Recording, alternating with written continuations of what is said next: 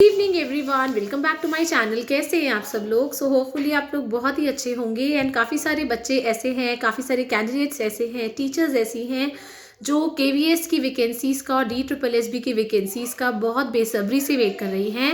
And they want कि मैं भी बताऊं कि मैंने ऐसा कहा था कि केवीएस की वैकेंसीज़ जनवरी मंथ में आ जाएंगी, बट नहीं आई हैं। So have patience. आपकी जो केवीएस की वैकेंसीज़ हैं या तो जनवरी मंथ में एंड तक, अभी तो नहीं, बट येस जनवरी एंड में या फरवरी मंथ तक आपको एंड में देखने को मिल ही जाएंगी।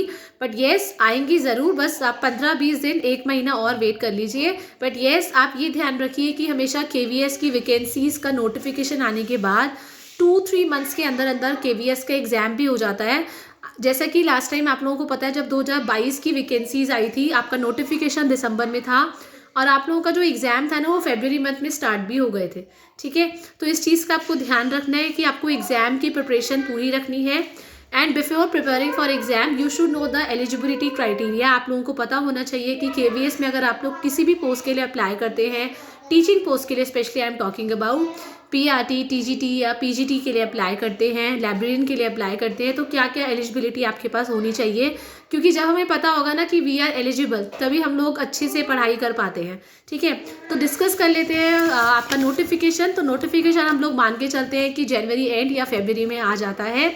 तो आप लोगों का जो एग्जामिनेशन होगा 2-3 मंथ्स के अंदर है, मतलब अप्रैल मई जून, इसके बीच में आपको देखने को मिलेगा एग्ज़ाम। तो फर्स्ट ऑफ ऑल अगर आप लोग पीआरटी लेवल पे तैयारी करते हैं, फर्स्ट ऑफ ऑल ये आपको पता होना चाहिए कि अगर आप लोग केवीएस में अप्लाई करते हैं तो आप ऑल ओवर इंडिया के कैंडिडेट्स अप्लाई कर सकते हैं।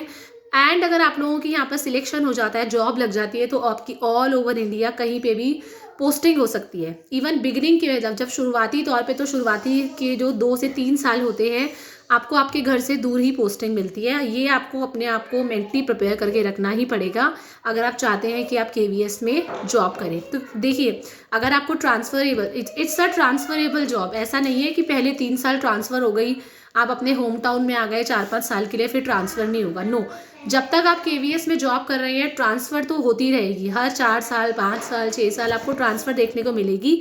तो अगर आप लोग फ्लेक्सिबल हैं, अगर आपको कोई इशू नहीं है, आप लोग कहीं पे भी ऑल ओवर इंडिया ट्रांसफ़र जाने में, ट्रांसफ़र लेने में आपको कोई दिक्कत नहीं है, तभी आप लोग केवीएस के लिए तैयारी करें। अदरवाइज़ कोई फ़ायदा नहीं है कि आप लोग तैयारी करें, उसके बाद आप लोग परेशान हो रहे हैं। अल्टीमेटली सबको सबसे ज़्यादा ज़रूरी क्या है? Happiness is the most important thing. अगर आप खुश हैं अपनी प्राइवेट जॉब में, तो वही आपको गवर्नमेंट लगने लग जाती है।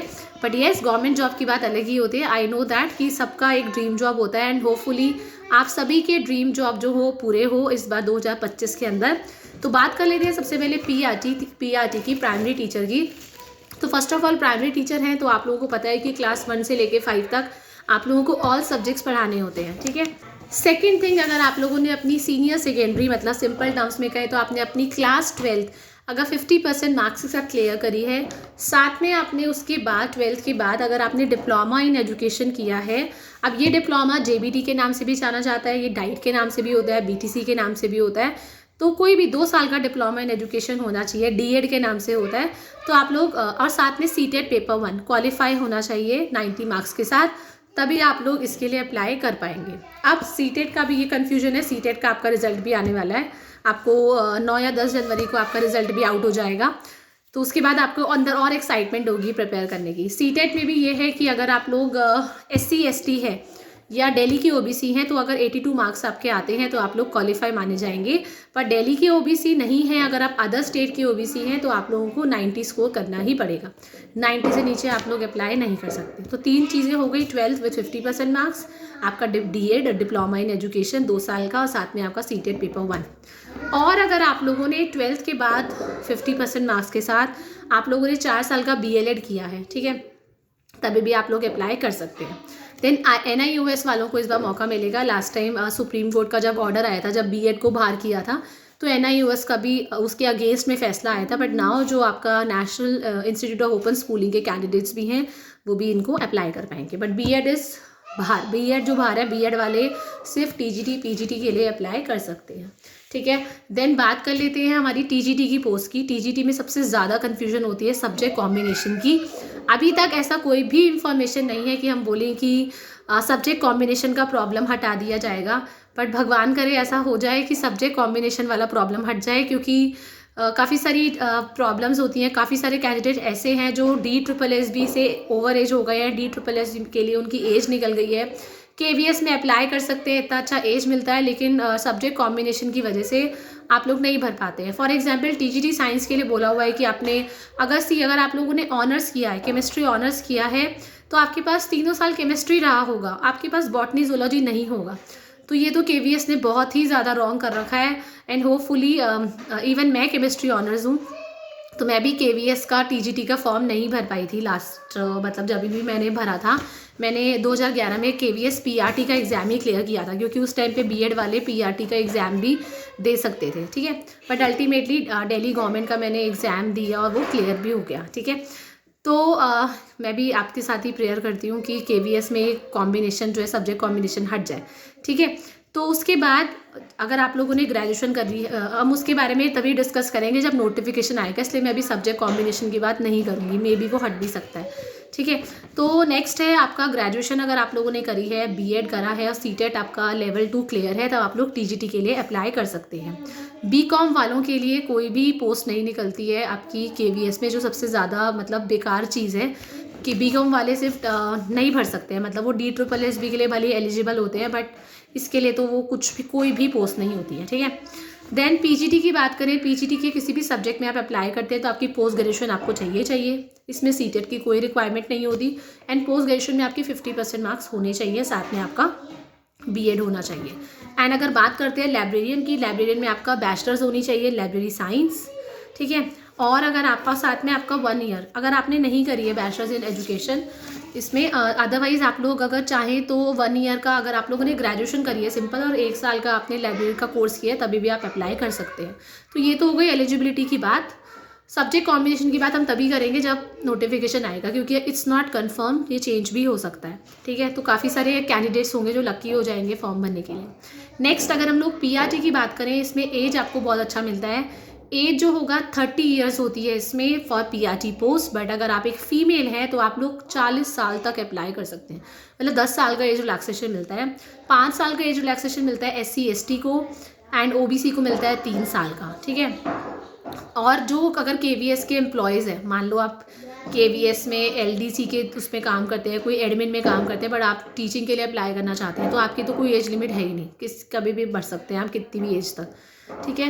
देन TGT की बात करें, 35 years is the age limit, but अगर हम लोग SC ST बात करें 40 साल हो जाएगी, 5 साल जुड़ के। OBC की बात करें 3 साल जुड़ जाएगी, मतलब 38 हो जाएगा। और विमेन की बात करें हम लोग तो 45 साल हो जाएगी, मतलब आप TGT पोस्ट के लिए 45 साल तक अप्लाई कर सकते हैं, ठीक है। नेक्स्ट बात करते हैं PGT की, तो PGT की 40 साल आपकी एज लिमिट होती है, बट अगर आप एक फ़ीमेल हैं तो आप 45 तक, मतलब 50 तक अप्लाई कर सकते हैं, सॉरी 50 साल तक, क्योंकि 40 या 10 साल ऐड हो गए। एंड ST ST का 5 साल जोड़ देते हैं तो 45 साल, एंड OBC का 3 साल है तो 43 ईयर्स। एंड लाइब्रेरियन की वैकेंसी के लिए आपकी 35 ईयर्स की एज लिमिट है। एंड सारा एज रिलैक्सेशन आपको वैसा ही मिलता है जो बाकी पोस्ट के लिए मिलता है। देन ऑल ओवर कैंडिडेट्स से अप्लाई कर सकते हैं, कहीं पे भी आपकी पोस्टिंग हो सकती है, चाहे हम TGT की बात करें, PRT की या PGT की, तीनों पोस्ट का एग्ज़ाम जो होता है वो 180 नंबर का होता है, जो आप लोगों को 3 घंटे के अंदर सॉल्व करना पड़ता है।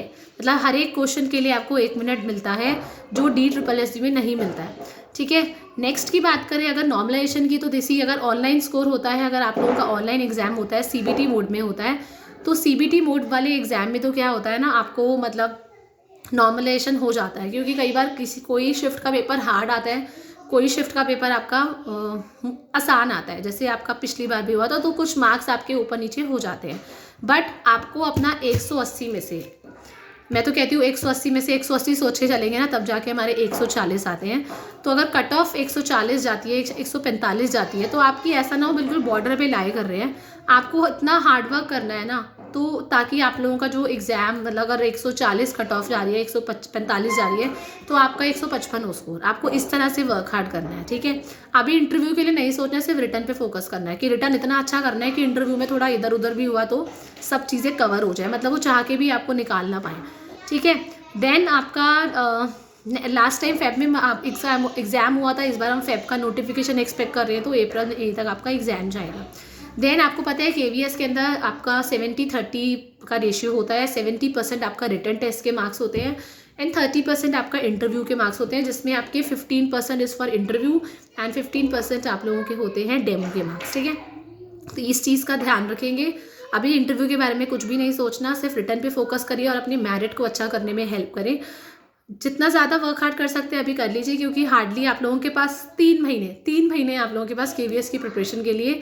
सो स्टिल अगर कैसा भी कोई भी डाउट है हम लोग डिस्कस कर सकते हैं, मतलब लाइव आके मैं डिस्कस कर सकती हूँ। तो till the time, thank you everyone, have a nice day and all the best for your preparation.